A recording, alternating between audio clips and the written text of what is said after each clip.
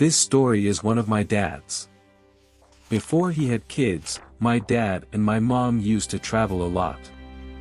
He had made some smart business moves in his mid-20s, so he had money to spend and the free time to spend it. They were both big skiers, but the only good skiing that was accessible to Seattle was in the mountains of British Columbia. So over the years they actually purchased a few lodges up there. The first one was in Revelstoke.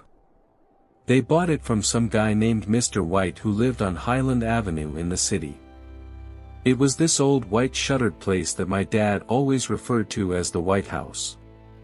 Partly because of the shutters and partly because of the previous owner's last name.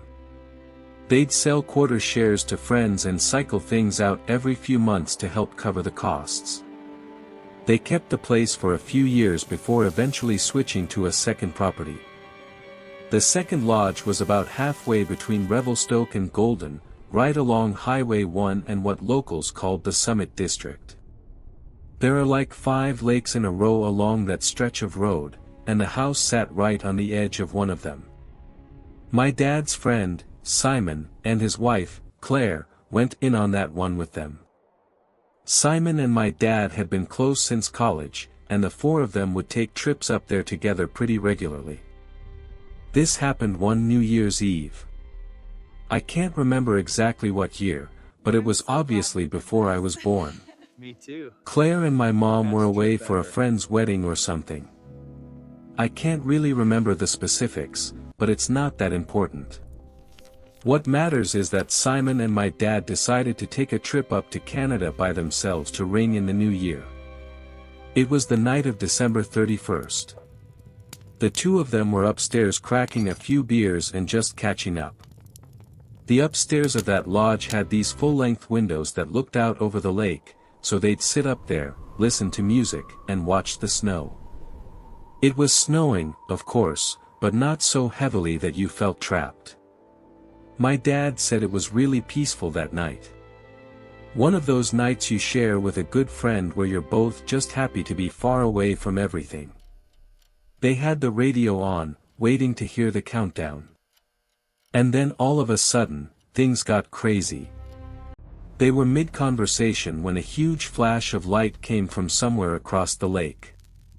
My dad said his first thought was fireworks, but the flash didn't come from the sky. It came from the ground up and there was no sound, just the silent blinding light. Simon stood up and walked over to the window trying to make something out across the lake. My dad asked what he was looking at and Simon said he thought he saw something moving out there. It was dark obviously, but there was enough visibility from the snow on the frozen lake that you could see if you concentrated. So after a few seconds, Simon becomes convinced that there's a person out there. My dad told him that was impossible. There were no houses on that side of the lake. There were no trails, no roads, no anything. It was just pure woods on the other side of the lake. But Simon wasn't having it. He started throwing on his coat and boots, saying he was going to take a look. My dad tried to talk him out of it, but Simon was already halfway down the stairs. My dad grabbed his jacket and followed. The 2 of them burst out onto the back deck, and that's when they heard a voice, a young voice. It sounded like a little boy yelling, "Help!" over and over again. My dad said it was faint at first, but unmistakable. There was definitely a child screaming for help somewhere out in that frozen lake.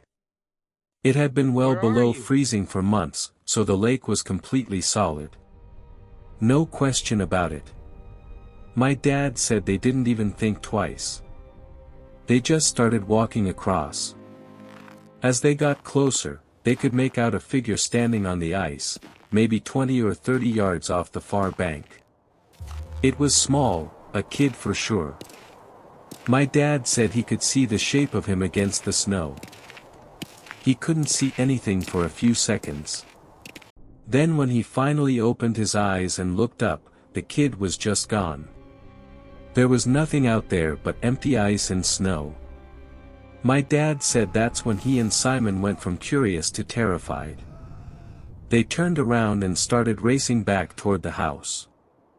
My dad said he was running as fast as he could without slipping. Simon was a few steps ahead of him when he suddenly yelled and pointed up at the house. He was saying there was someone in the window, but not an adult, a little boy. My dad looked up, but didn't see anything besides the dark glass reflecting the snow. Simon swore up and down that he saw a kid standing right there looking down at them. My dad didn't know what to say. He just wanted to get inside.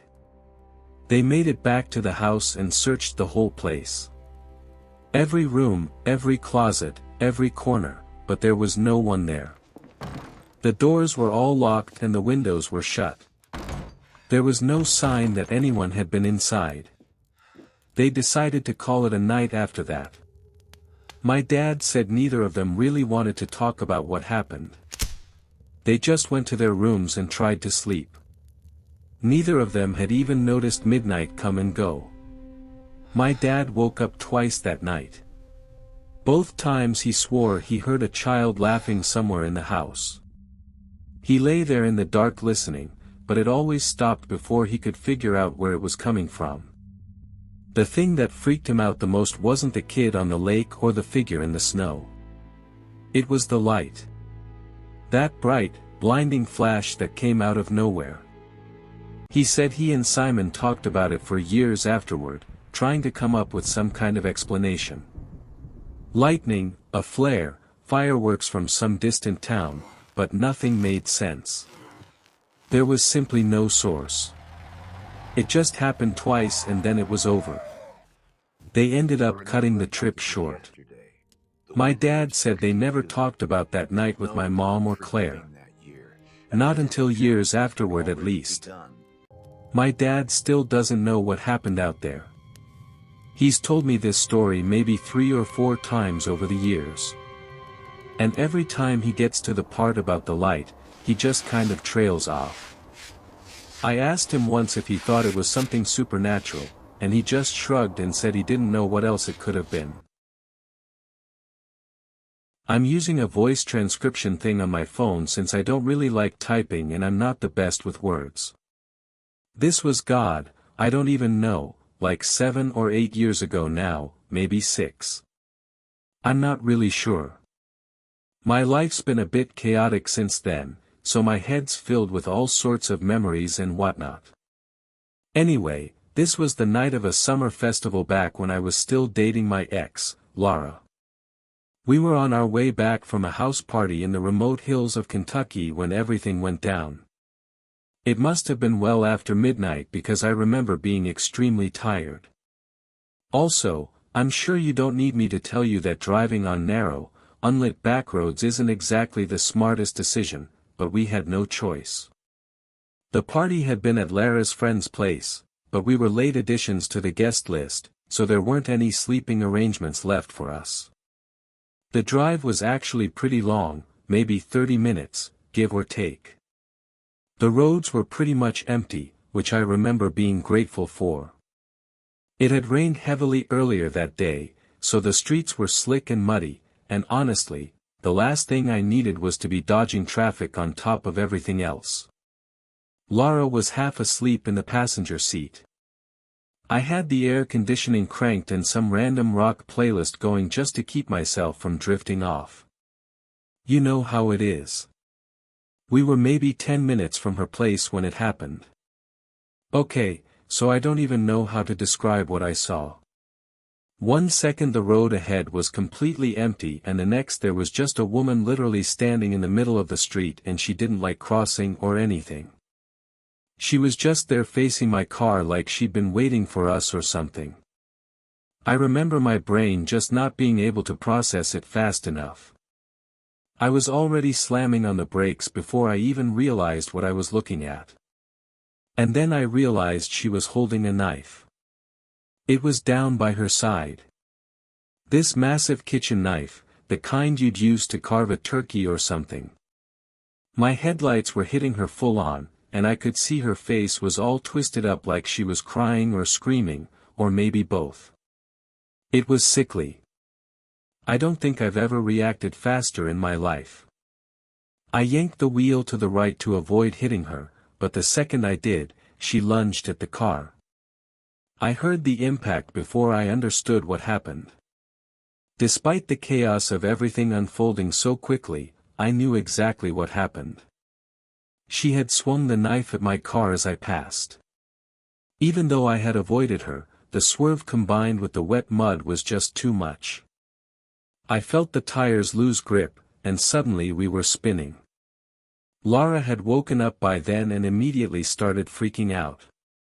I was gripping the wheel like it would actually do something, but there was nothing I could do. The car was not under my control.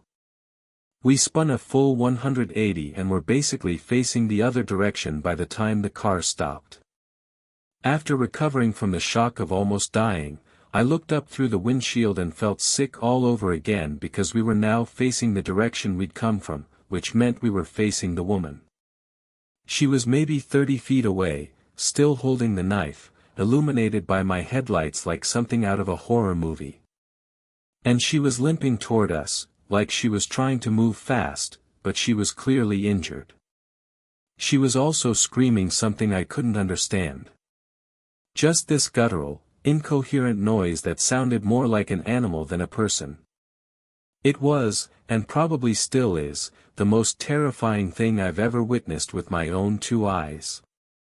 I remember Lara yelling at me to do something, but I was just frozen. I couldn't look away from this woman lurching toward us.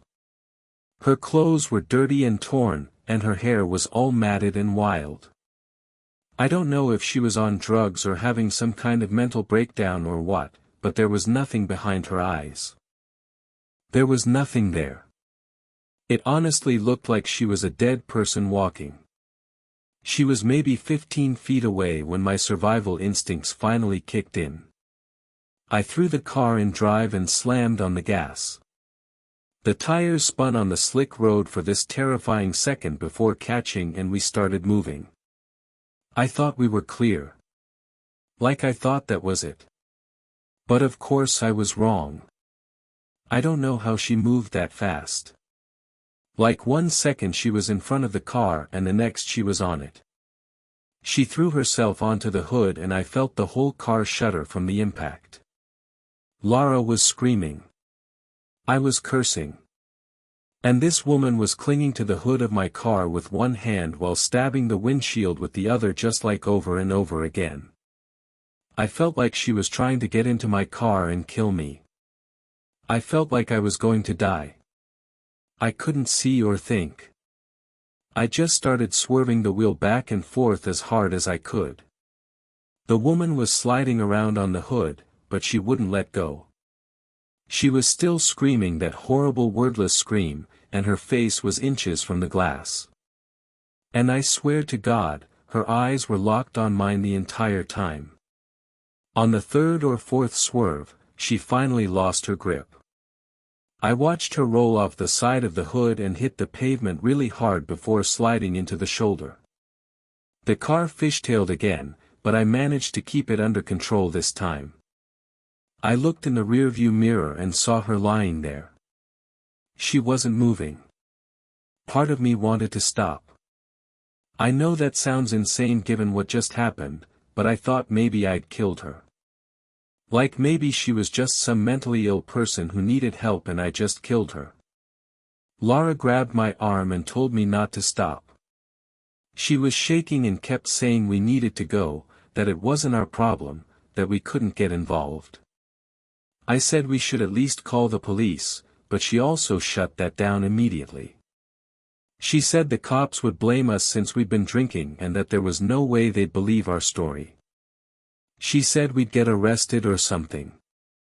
Looking back, none of that made sense, but Lara had this way of making everything sound urgent yet logical in the moment. She was always like that. Very persuasive and borderline manipulative. Honestly, I left that woman on the side of the road, drove home, and didn't tell anyone. I still feel sick thinking about it. The damage to my car wasn't even that bad. Just the cracked windshield, the knife marks on my driver's side window, and a few scratches on the hood. Surprisingly, there wasn't even any blood on the car. I got it fixed like a week later, but the guilt stuck with me for months. I kept checking the local news, waiting to see a story about a body found on that road or a missing woman or something, but nothing ever came up. I don't know if that made me feel better or worse, honestly. Part of me wonders if she got up after we left and just walked off into the thick forest or something. Part of me doesn't want to know. The thing that really messed with me, though, was Lara. She acted like nothing happened. Like within a couple days, she was back to her normal self, making plans, going out with friends, whatever. I brought it up once and she got annoyed with me, telling me I was being dramatic and that we did what we had to do. I remember just staring at her and thinking like, how can you be so cold about this? A woman tried to kill us and we might have killed her and you're willing to just forget about the whole thing. We broke up a few months later for unrelated reasons. Well, mostly unrelated, but I'd be lying if I said that night didn't change how I saw her. Maybe I'm the crazy one, but an experience like that is not something you can easily forget, let alone move on from in 2 days. I might have ended someone's life that night. That deranged woman might have ended my life that night. That's not something you could just forget about. I went to UCLA for undergrad. It's where I met one of my closest friends, a guy named Brandon. His real name is Bao. But when we first met freshman year, he introduced himself by his American name, and it just stuck. He's originally from Taiwan, came to the States to study computer science, and is genuinely one of the smartest people I've ever known. After grad, we went our separate ways geographically. I moved to Chicago for work, and he went back to Taipei for the same reason. We're both in our late 20s now, both doing pretty well career-wise, both single. We try to see each other at least once or twice a year, whether that's him flying out to visit me or me taking a trip to Asia. I know it's pretty fortunate to be able to travel so frequently, so I never take that for granted. This incident happened last New Year's Eve, and I still think about it constantly. I've told a few people, but no one really knows what to make of it. Nor do I. Oh, by the way, Taipei is 14 hours ahead of Chicago. That means when it's midnight in Taipei, it's only 10 a.m. on December 31st in Chicago. Brandon celebrates both the regular New Year and the Lunar New Year. So, he was out partying that night, same as me, just half a day earlier. I spent New Year's Eve with my two closest friends in the city, Justin and Leo. We started at Justin's apartment for drinks, then made our way to this rooftop party in River North that one of Leo's coworkers had invited us to. It was honestly pretty fun and decently upscale, at least for downtown. Around 11:30 or so, I started talking to this girl. She was standing near the bar by herself, and I honestly just walked up and introduced myself. We hit it off immediately.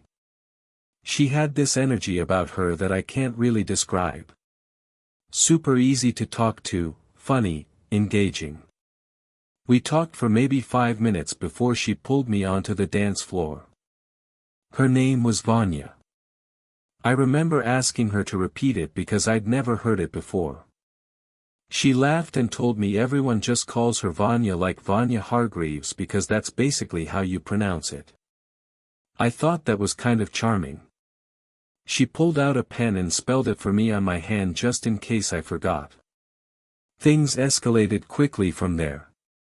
We danced, talked some more, and kissed at midnight. By around 12:30, she asked if I wanted to get out of there. So, we grabbed an Uber back to my place in Lincoln Park. I'll skip the next few details, but I will say it was a great night. We stayed up talking for a while afterward, and I learned a decent amount about her. Here's everything I remember. She was originally from Portland.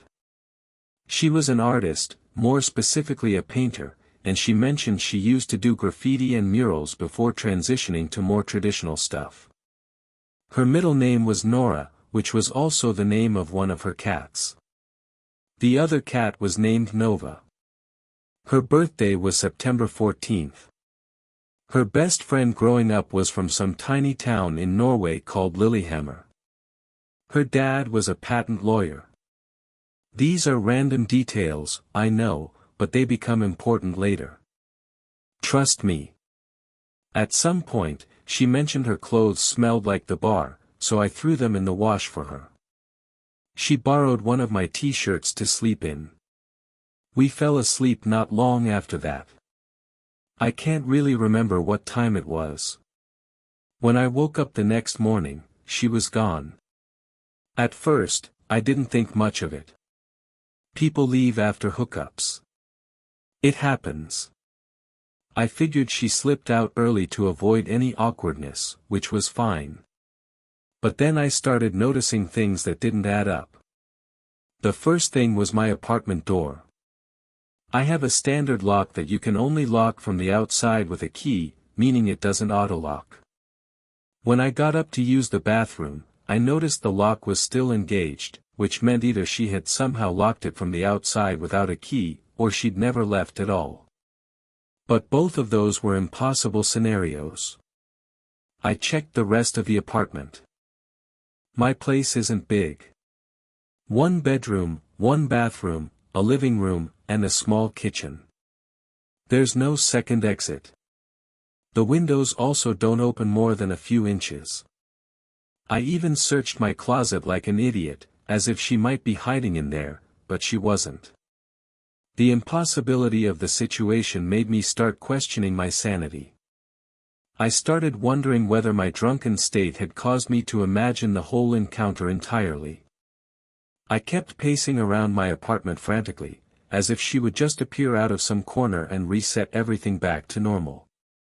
Her clothes were also gone from the dryer, which added to the mystery, and the shirt I lent her was nowhere in sight, proving that she had slept over, but she was nowhere. I stood there for a while trying to figure out what the hell had happened, but no explanation I could come up with made sense. To make matters worse, I soon realized that I never got her number or any form of contact at all for that matter. For the rest of the day, I tried to piece together everything I could remember about her, the details I listed earlier. That's pretty much everything. I kept repeating them in my head because I knew I'd forget eventually. Later that afternoon, I randomly felt compelled to call Brandon. I don't know why exactly. It was just a super bizarre impulse that just kind of came out of nowhere. It wasn't like I had anything specific to tell him. I just had this weird urge to ring him. We caught up for a bit, talked about work, talked about our respective New Year's celebrations, the usual stuff. He seemed a little off, though. Eventually, I asked him what was wrong. He sighed and told me he met a girl the night before. They had hit it off, gone back to his place, and she left the next morning without saying goodbye. No number or contact or anything. And he was bummed about it. I laughed and told him the exact same thing happened to me. Like the exact same thing. But here's where things get really freaky. He told me her name was Vanya. I felt this weird chill run through me. I asked him to describe her and he started listing details. Everything matched up almost perfectly. Her birthday was September 14th. She was from Portland, a painter who used to do graffiti. I cut him off before he could finish and asked if she had a cat named Nora. That's when he went a little silent before saying yes. You could imagine what happened next. The two of us spent like 15 minutes just listing as many things as we could remember about her and all of it lined up. It was actually kind of horrifying. It gets worse though. He actually had pictures with her, something I didn't have, and he showed them to me. It was the exact same girl. I'm 100% certain. We tried to rationalize it, but every explanation we could come up with was ridiculous. And here's the thing. Taipei is 14 hours ahead of Chicago. Brandon met her around 11 p.m. on December 31st, Taipei time. I met her at around 11:30 p.m. on December 31st, Chicago time. That's roughly a 12-hour difference, but a flight from Taipei to Chicago takes at least 15 hours, and it's usually longer, more like 16 or 17. Even if she had somehow gotten on a plane the second she left Brandon's apartment, she couldn't have made it to that rooftop party in River North in time. The math didn't work. It was literally impossible. And even if we ignore the flight time somehow, how would she have known to go to that exact party? How would she have ended up talking to me? How would she have known to use the same name, the same details, the same everything? I still don't have answers to any of these questions. Neither does Brandon.